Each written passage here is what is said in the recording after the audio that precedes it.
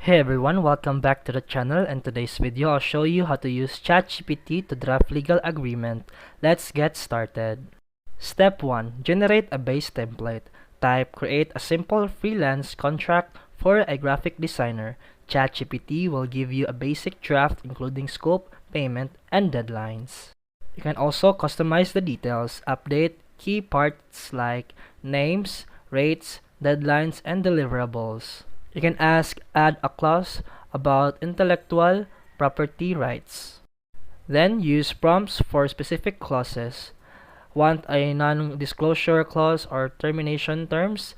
Ask ChatGPT add a 30-day termination notice clause. Final and most important step, always consult a licensed lawyer. ChatGPT is helpful, but it's not a replacement for legal advice. Use it to save time and get organized, not to finalize legally binding contracts. And that's it for today's video. If you found this helpful, please like and subscribe for more videos. See you in the next one.